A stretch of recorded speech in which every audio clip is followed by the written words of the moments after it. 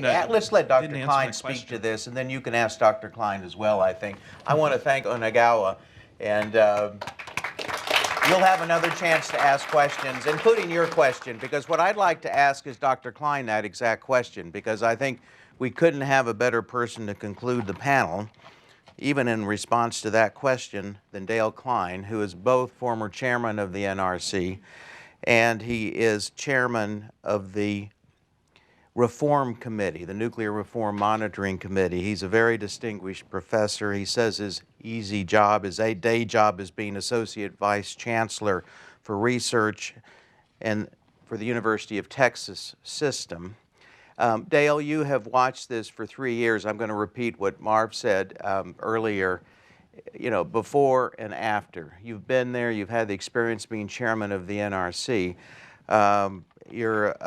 This is an independent committee, you'll describe it, but I think you're batting, as we say, cleanup today. And then again, I want again to have the questions not only to you, but to the whole panel, and we'll conclude by the 5 o'clock cocktail, because that's exactly what my direction is going to be, right? 5 o'clock is when we have to conclude. There will be cocktails, and again, we'll get another question from Platts. But Dale, come on up and please wrap up.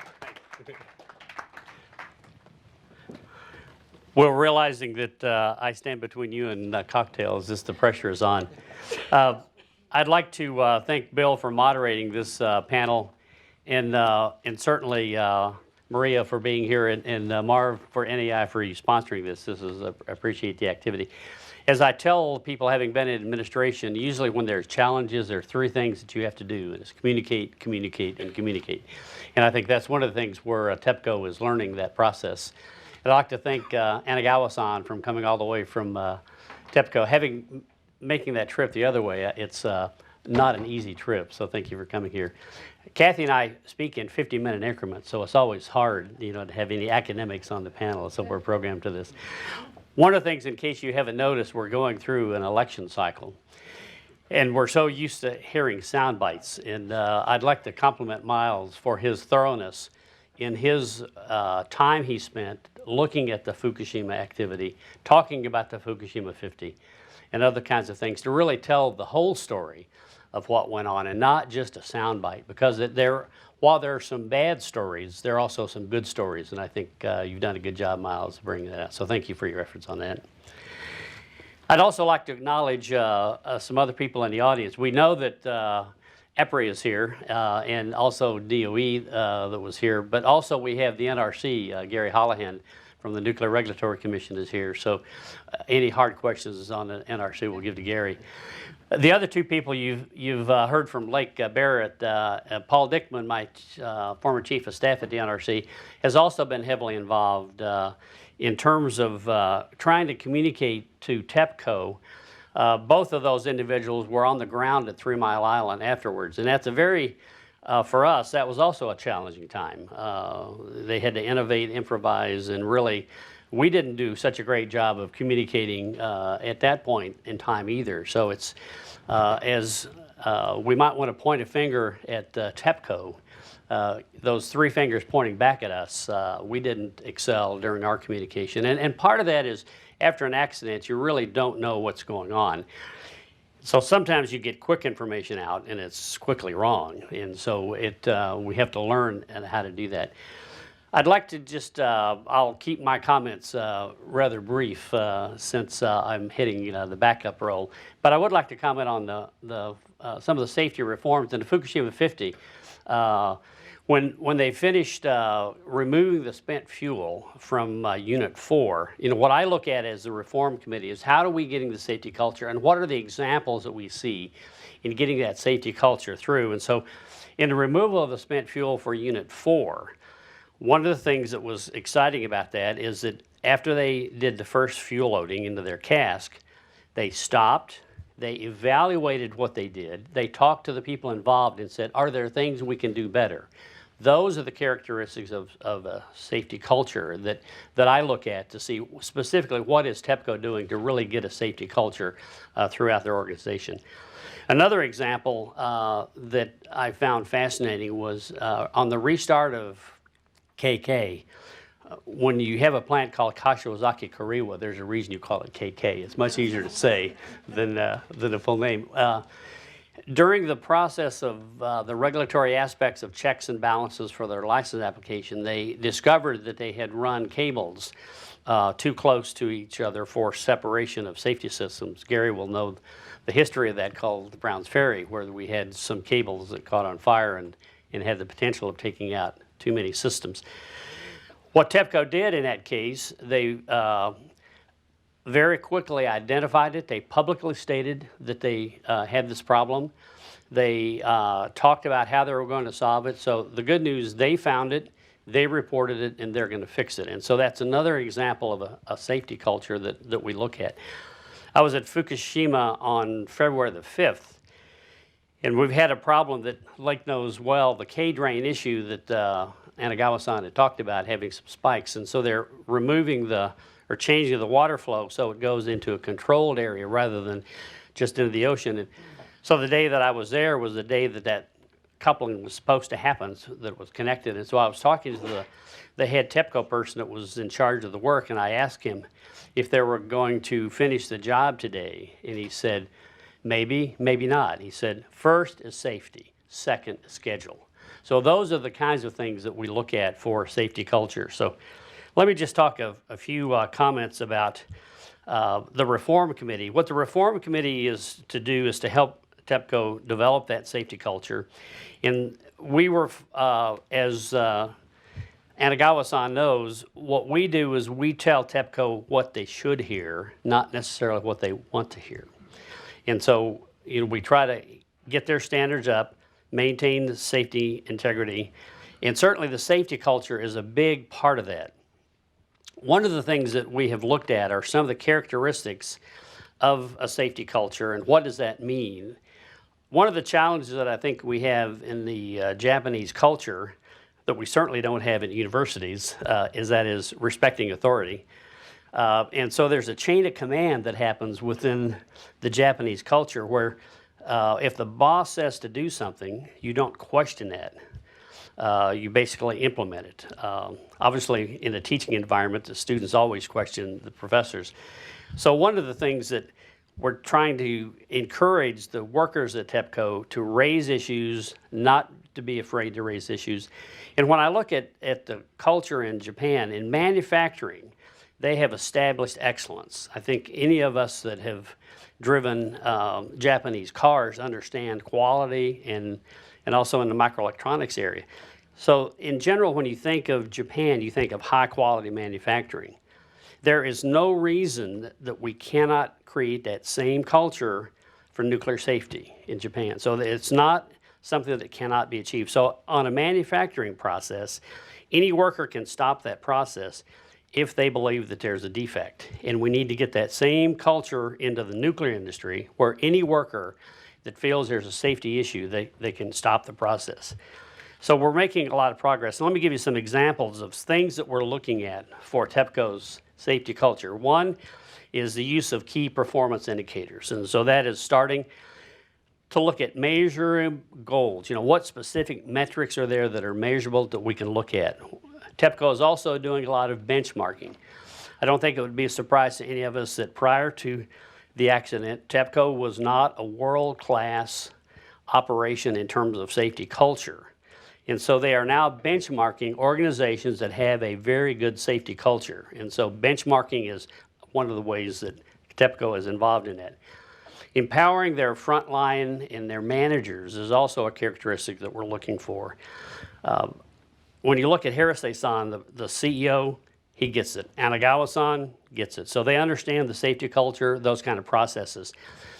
You have to work that all the way down to the frontline managers. And so we will be looking at that characteristic. Do those individuals feel empowered? And so one of the things I'll look at in a future trip, I'm sure, is that if Anagawa-san has an order that he gives someone, do they feel empowered to challenge his directive without retribution? And so we'll be looking at those. I talked earlier about safety versus schedule. I think that one is working its way through the system actually quite well. The other is management accountability. I think one of the challenges that TEPCO had early on that Anagawa-san commented on, and that is an over-reliance on the vendors and an over-reliance on the contractors. They definitely indicate they own it, they're going to fix it, and they're going to maintain the safety issues. And so I think in terms of that assessment is going quite well. Defense in depth, this was a classic case being a recovering regulator, you know, that you have all these levels of defense, that if one thing fails, you have a backup. If it fails, you have another backup. This was the first accident that we've seen in the nuclear business that was initiated by a very strong external event, and all the safety systems that we thought would be in place failed. And so then the question is, how safe is safe, and how many systems do you have? And that's why the flex system is so vulnerable so helpful in reducing that vulnerability by addressing that flexibility that you can respond to unexpected events. And so the defense in depth has caused the world to re-examine the nuclear safety, and certainly the Nuclear Regulatory Commission, the industry, have all looked at that. In terms of regulatory structure, I always reminded the NRC staff that we're not in conflict as a regulator with the industry. Both the NRC and the industry want to operate these plants safely. So the questions that come in exactly, how do you do that? And that's where the open dialogue and the debate will occur. The things that you always like to hear a speaker say, and since we're watching Happy Hour, is in conclusion. I've been pleased with TEPCO's process and their progress.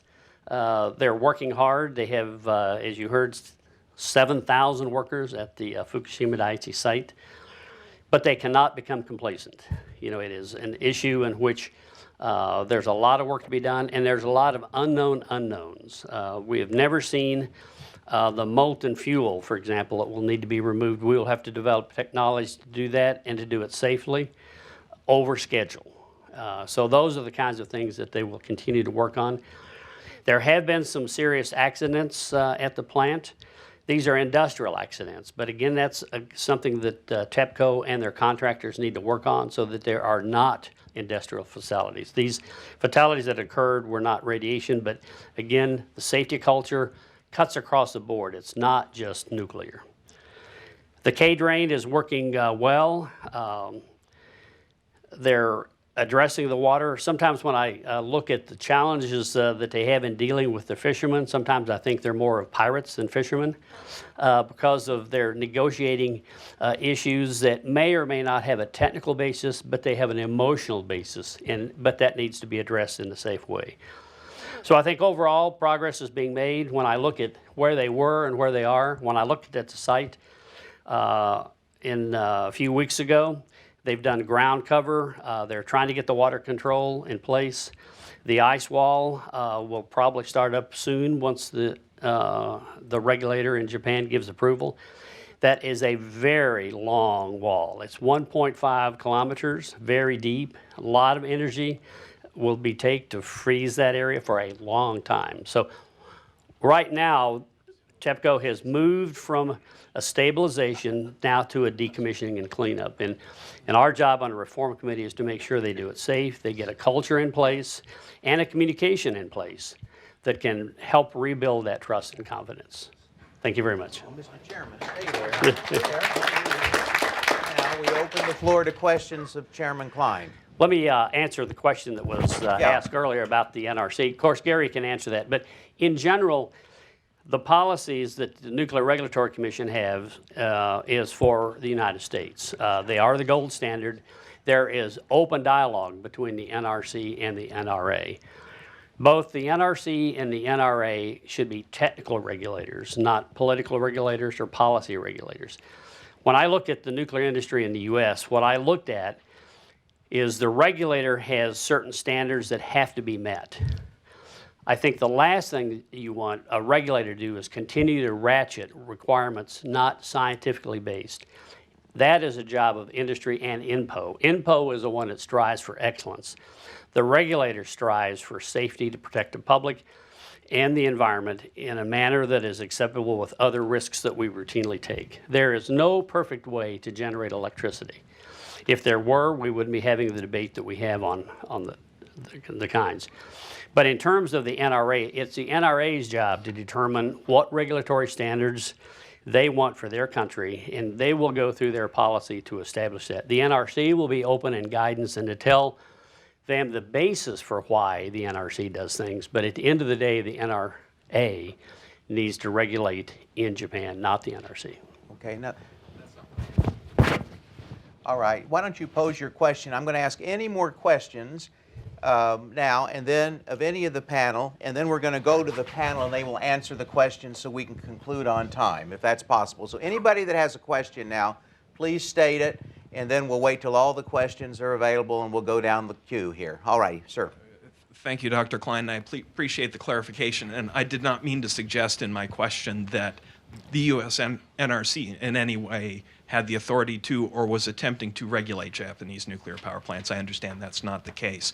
My question was specifically, and you're intimately familiar as a former NRC chairman, with what the U.S. NRC is requiring of U.S. nuclear power plants in the wake of the Fukushima accident.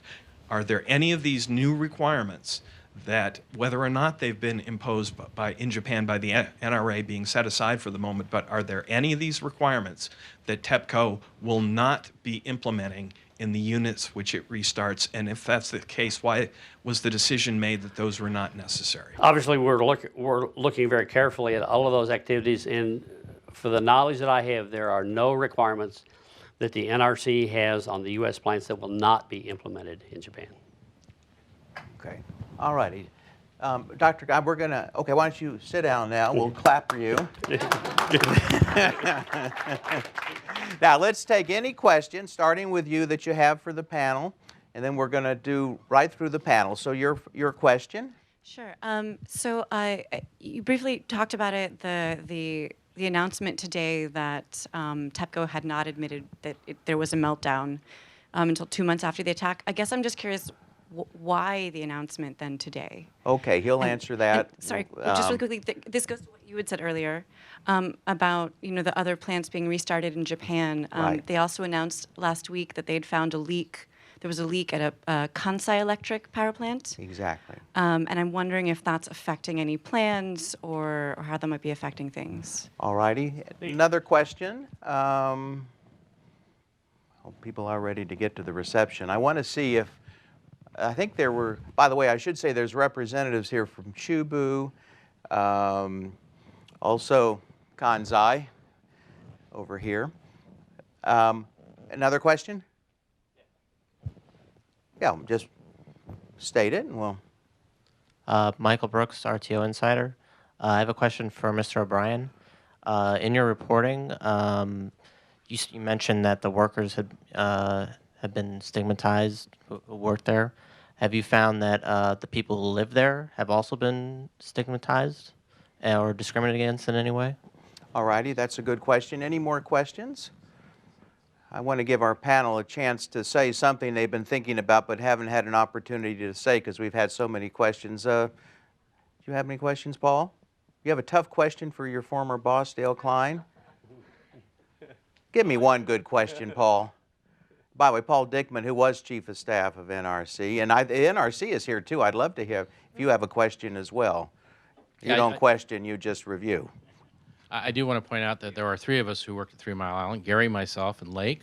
And when we had our, was it 30th anniversary, you and I showed up with our badges that we carried at the site. So, yeah. Anyway, actually my question is really for Kathy, and that is that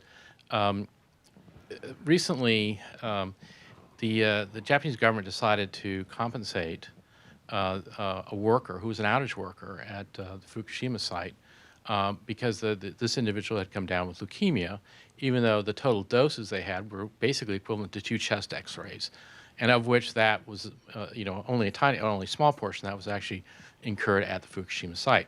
And so the question really has for a lot of us in looking at compensations that's going forward, this is setting a bad precedent from an industry standpoint. So I guess I'm going to ask you, and perhaps Anagawa-san, and certainly I know Dale will pipe in.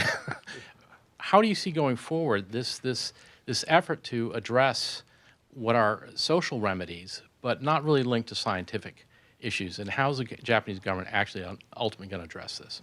Thank you, Paul. Any more questions for the panel? All righty. I'm going to start going back, Maria, with you. We'll go this way. We'll give Dale the final word until I adjourn, okay? Thanks. You- A comment I guess I wanted to make when he teed up containment filtration, and it is true that the NRC is not requiring external containment filters on the U.S. Nuclear plants, but we do have procedures and processes in place that allow us to filter inside containment. And so I just wanted to make that clear that we are in fact concerned and do care about the filtration. We're just accomplishing it in a different way. Overall, again, my personal reflection from the United States perspective, the collaboration that we've had internal to the United States as well as with our Japanese colleagues, I feel very comfortable and very confident in the new U.S. nuclear fleet, and I look very forward to continuing to work with the Japanese for the safe restart of their units.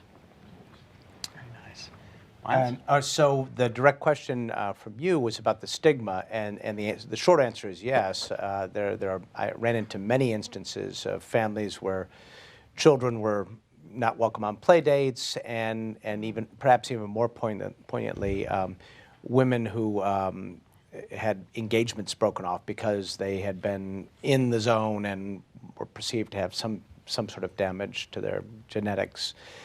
I think that's, just a function of the fear factor, which is kind of threading through this whole discussion. This fear of the unknown that people have. It's not an easy thing to solve because everybody wants zero. Everybody wants a zero, of course, but there's no such thing as a zero. We are awash in radiation here, just sitting in this room. And so when the numbers are set and there's conservative numbers put, and the numbers that are read seem high.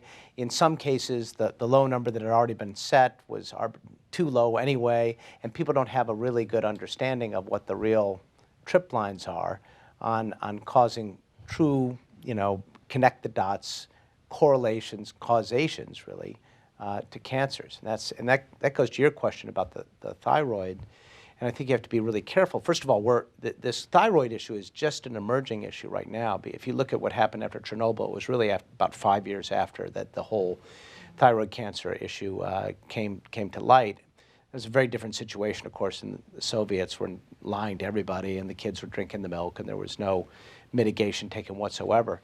But I think it's really important to, I think it's a story to watch for sure, but we have to be careful about this causation correlation thing.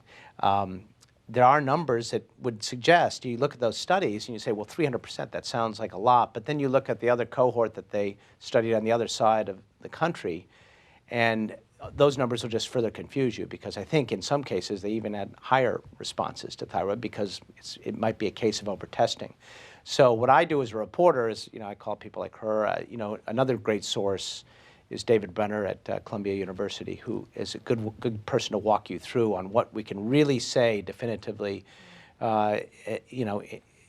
evidence-based journalism on what is the case. I mean, it's worth reporting these studies, there's no question, but it has to be tempered by the fact that it's emerging, and it's very difficult to come up with a direct line between the dots.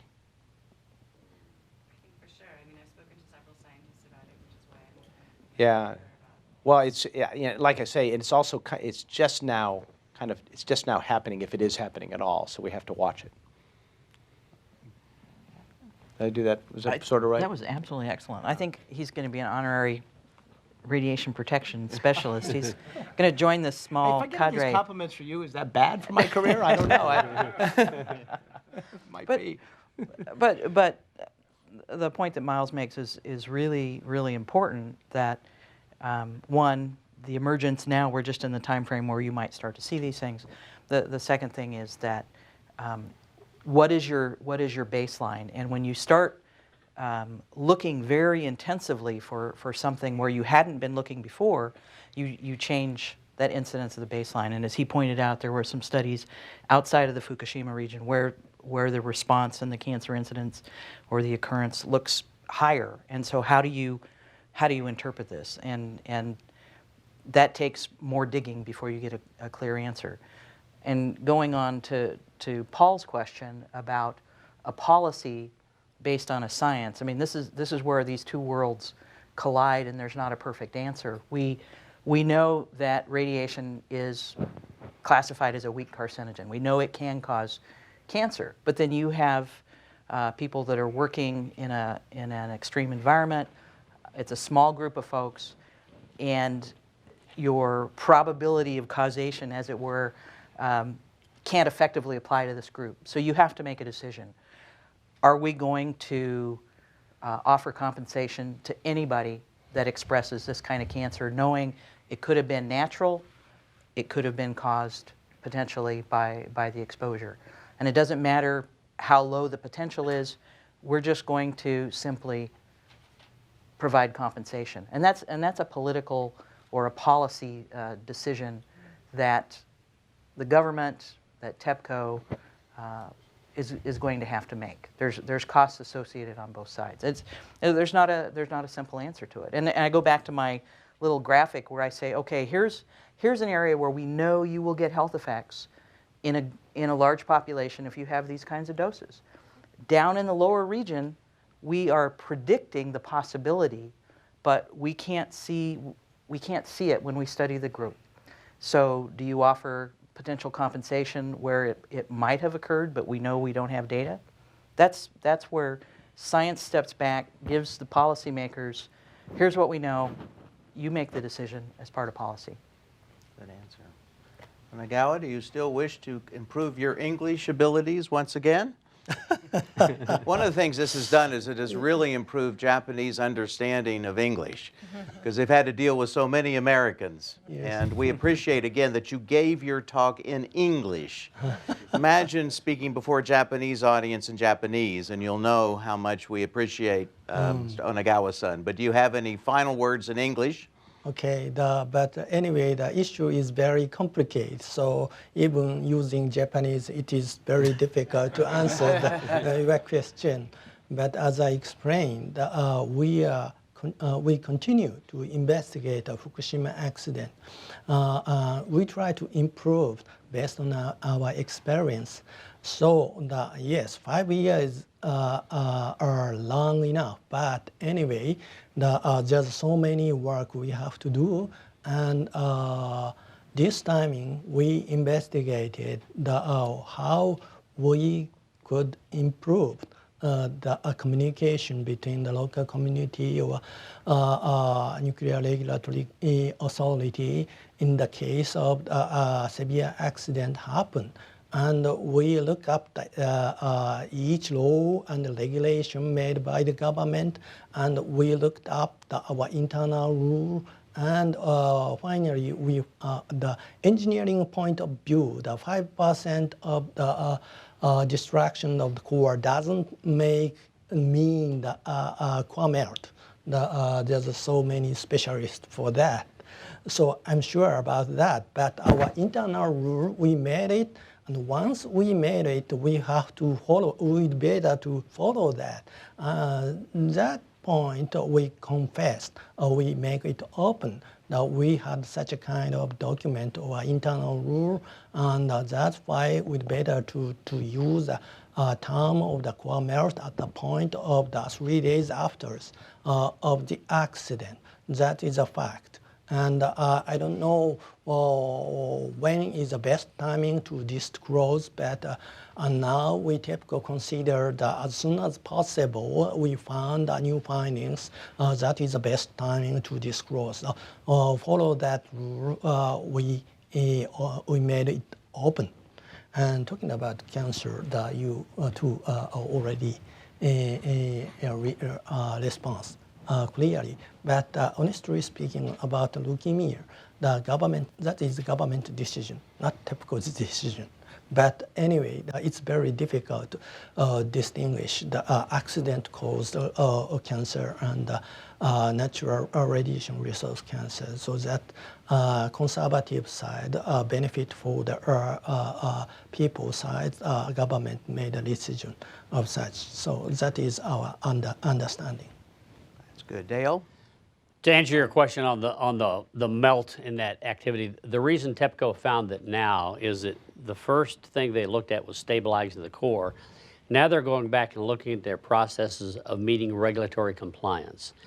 So if you look back, if they would have said earlier that they had melted 5% or greater, it wouldn't have made any difference. But what they're looking at now, and why they publicized this, is they're checking how do they follow regulations, how do they follow the information sharing, and that's why it came up now. Had they disclosed that 5 years ago, it wouldn't have changed anything, but the reason it came up now is they're looking at regulatory compliance, so they follow their own procedures as well as those of NRA.